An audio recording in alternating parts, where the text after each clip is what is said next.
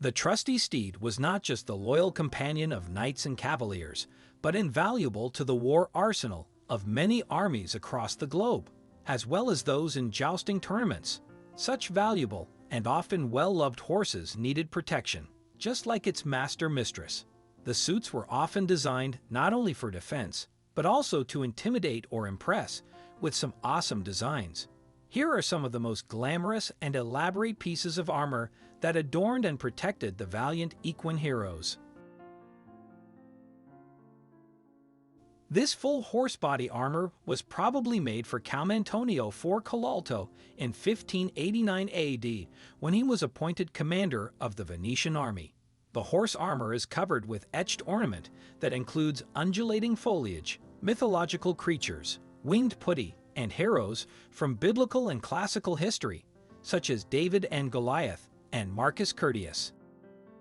The decoration and the quality of the etching suggests an origin in Brescia, the second most important armor-producing center in northern Italy after Milan. Made of lacquered wood, this Japanese piece is one of the odder-looking styles of horse armor. This colorful equestrian figure is a faithful reconstruction of a German jouster of ca. 1500. The armor is a special type worn in Germany and Austria for the joust of peace, jousting, fought by two contestants on horseback armed with blunt lances. The aim was to unseat the opponent, or at least to break a lance against his armor. Safety was of greater concern than mobility, so the armor was thick, heavy, and rigid. The horse wears a blind chafron, head defense, with the eyes covered so as to prevent it from shying away from the encounter. Similarly, a collar of bells muffled the noise of the oncoming horse and roaring crowd. The horse is fitted a straw-filled bolster across his chest that acted like a bumper. A beautiful example of the Ottoman Mamluk armor, 16th century, held at the collection of the Army Museum in Paris.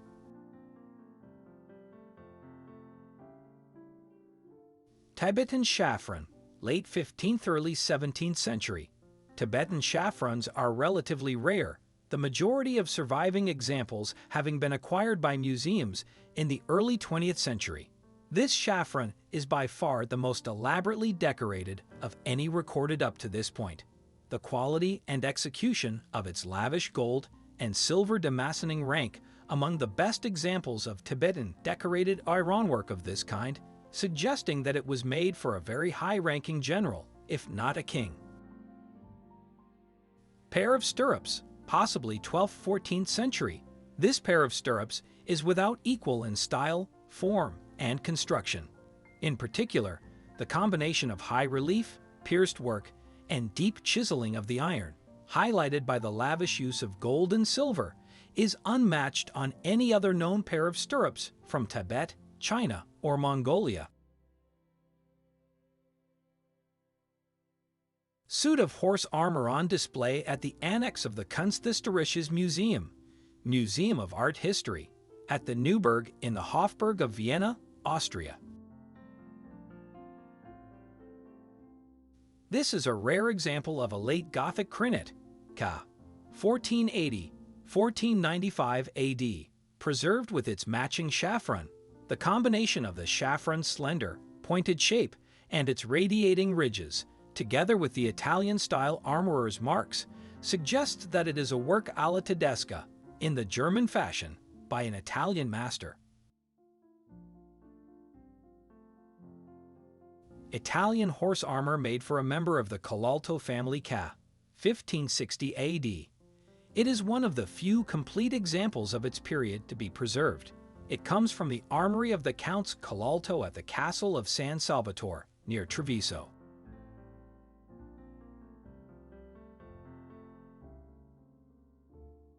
German armor for man and horse with horse trappings, decorated coverings.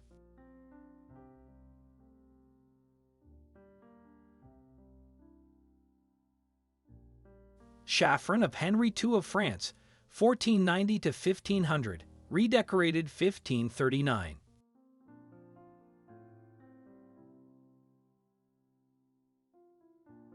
German half-chevron, horse's head defense, 1553. The chevron is constructed of a main plate that tapers to a deep, blunt point in the middle of the nose, with bold flanges over the eyes and deeply arched sides. Some armor had horns, both to intimidate the opposition and to protect the horse's ears. Armor for the kings of England and their trusty steeds. Here we see some model horses in armor at the White Tower in the Tower of London. 16th or 17th century armor and weapons at the Dresden Zwinger Museum.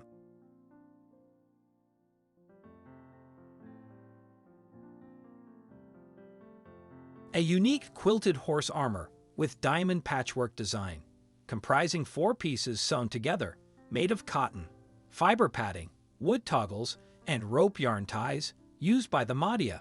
The term refers to the period between 1881 and 1898 of the Sudanese nationalist movement led by Muhammad Ahmad al-Mahdi, the Mahdi, against the Turkiya, which led to the capture of Khartoum in 1885.